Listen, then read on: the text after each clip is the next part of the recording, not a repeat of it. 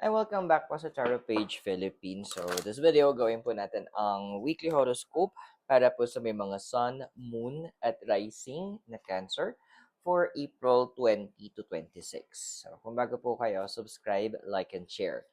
Kung hindi nyo alam yung sun, moon, rising sign mo, sa dulo ng video may link para mapanood mo. Readings are for guidance purposes, so use your free will wisely. At kung kailangan nyo po ng private reading or spell works, message nyo lang po ako are every Friday to Sunday, nasa Oh My Gulay po tayo sa Session Road for face-to-face reading. If you want po na suporta ng channel para lumago, you can click the join button sa baba. So, ito na ba yung cards mo? We have here Spark, Wishing Well, Balancing Act, Dry Desert. We have here Wide Open, Follow the Leader, and Details. At ang iyong deities is si Athena at si Jupiter. Okay, ano ba in-expect natin, Cancer? At mukhang magtatagal tong reading mo, aabot to, para magiging progressive to, mararanasan mo pa siya up to 5 to 6 weeks pa. So, matagal-tagal din siya. So, ano ba nakikita natin? We have your number 34, Spark. Dude, huwag tayong mawalan ng ang tawag dito, huwag kang mawalan ng literal spark.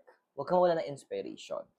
Kumbaga, andun kasi na parang may mga iba sa inyo in the House of Cancer na nakakaramdam kayo na parang napagod na ako, nawawalan na ako ng drive, nawawalan na ako ng inspiration, nawawalan na ako ng um, yun nga, purpose, hindi mo na makita.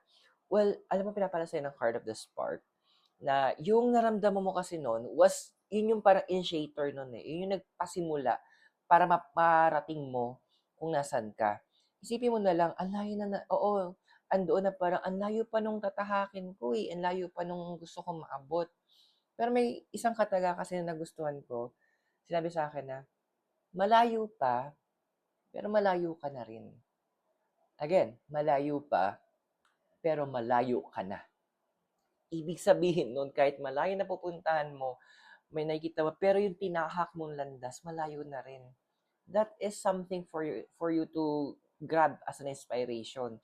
And ito yung sinasabi din ng Spark na balikan mo din, ano ba yung mga bagay na una mong iniisip? Bakit mo pinursu yung dreams mong yan? Yung mga pinagdadasal mo yan, yung mga hinihiling mo. Ano ba yung pinag-isipan mo? Ano ba yung tina-target mo during that time? Balikan mo. Who were the people na unang naniwala sa'yo na kaya mo? Gamitin mo sila as your inspiration. Sila yung paghugutan mo ng lakas. Yun yung gamitin mo. Because we have here, number 48, wishing well. Kasi kapag ginawa mo yun, magkakaroon ka ng bagong, sabi ng card, magkakaroon ka ulit ng bagong drive. Andoon na makikita, mahanap mo ulit yung spark na hinahanap mo sa sarili mo. Marirediscover mo, mapapaalala mo sarili mo na, huy, Cancer, ito yung dahilan bakit mo ito ginagawa. Ito yung purpose mo. Ito yung tina-target mo. Ito yung mga taong naniwala sa'yo. Huwag mo silang hayaan na mapahiya, na tumaya sila sa'yo.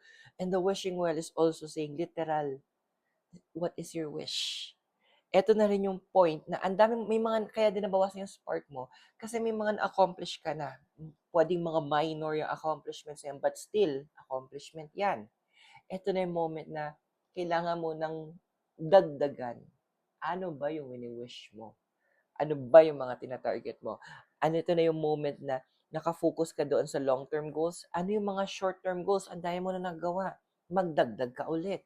Mga stepping stones. Yung mga, siguro, mga basic things. Ay, gusto ko magkaroon ng gantong, sabihin natin, makabili ng gantong gamit or makapunta sa gantong lugar. Ay, gusto ko ma-try yung restaurant na yon, para at least ma-experience ko man. Minor things, but it is an accomplishment. Ilagay mo ulit yun, dagdagan mo ulit yung listahan mo. Kasi, ito na, bakit? Kasi we have your number 11, balancing act. Alam mo, dude, Cancer, well, meron akong tinatawag na the good selfish. Yung tipong, sabi nila masama maging selfish. Actually, hindi. hindi sa lahat ng oras masama maging selfish. Kasi hindi sa lahat ng oras kailangan bigay ka ng bigay. This is a reminder na sinasabi ni Balancing Act na kailangan magbigay ka doon sa isang importanteng tao na never ka iniwan. Ikaw yon. Diba? May kasabihan nga the only person that I can trust is me, I, and myself. Which is totoo naman. Kasi sa bandang huli, everybody will leave except me, I, and myself. So, it is also what I call as the good selfish. Bakit good selfish? Simple lang. May responsibility ka sa sarili mo eh.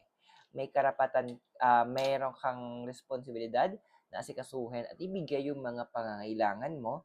At, kumbaga, to love yourself in a way na alam mong ikaw lang pwedeng magmahal sa sarili mo ng ganong paraan. So, yeah, okay lang maging sakim from time to time. So, kasi andun yung point na hindi naman sa lahat ng pagkakataon nagiging selfish tayo o iniisip natin yung sarili natin. So, a moment for you to think about yourself is a very good thing to do, okay?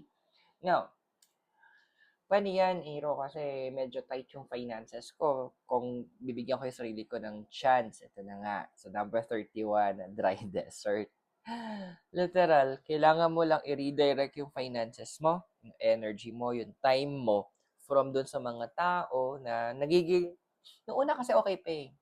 Pero ngayon parang ang labas na nila para sila linta. Andoon na parang yung tulong na dapat bukal sa kalooban mo nung simula, dahil parang ginawa na nilang responsibilidad mo. Parang utang na loob, parang naging utang na loob mo pa na tumutulong ka. Parang, ay, masarap minsan, alam mo, minsan masarap talagang manakit ng tao, to be honest. Especially yung gantong klaseng mindset. Yung feeling nila na, ay, ako yung walang, hindi ko, ako yung nahihirapan, dapat ako lang yung tulungan mo, bla, bla, bla. Ikaw yung may, ayun na yung mga tipong, ikaw yung may trabaho, dapat ikaw yung magbigay, ganyan, ganyan.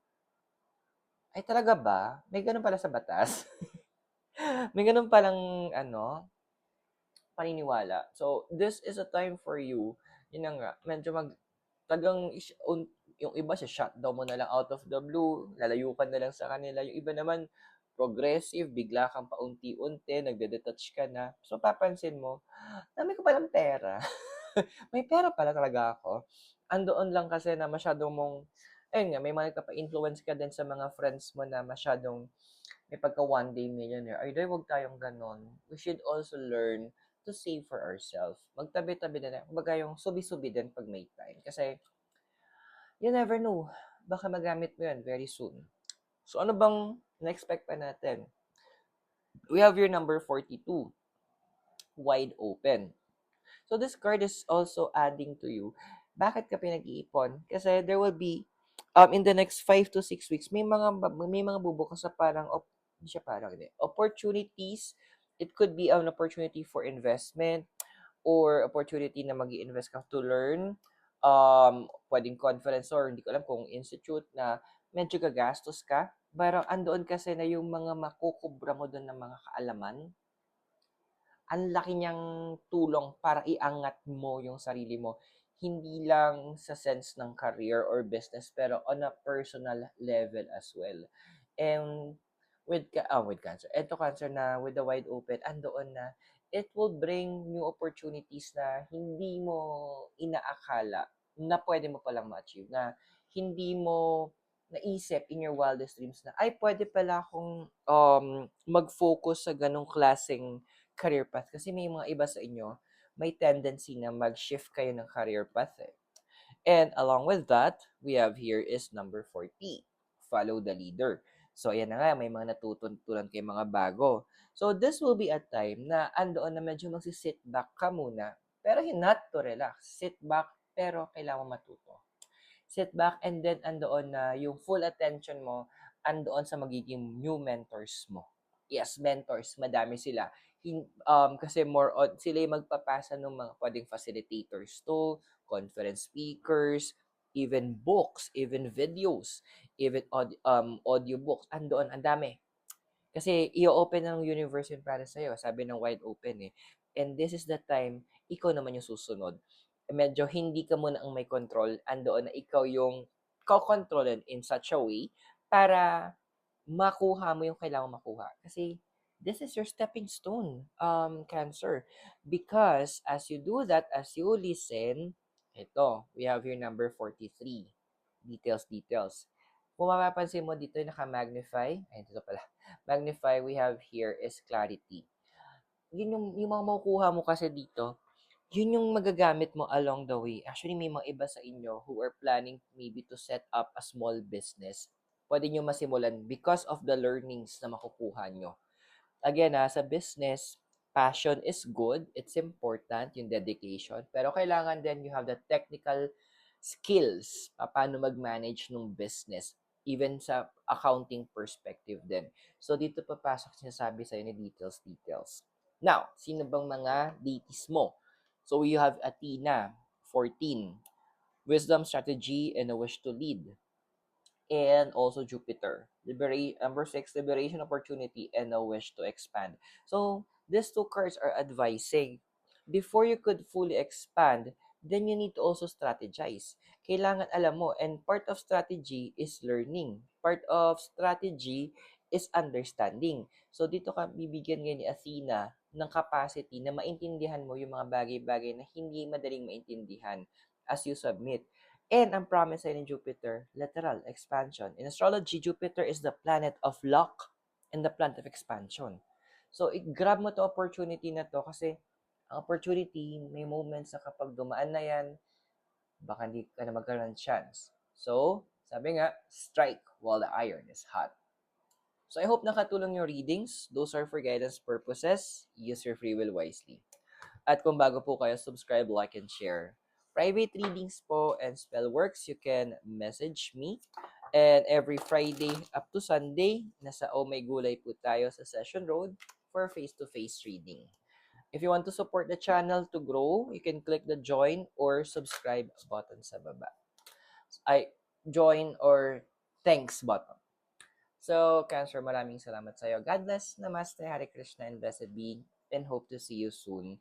Mula po sa Baguio City, have a great day. Bye for now.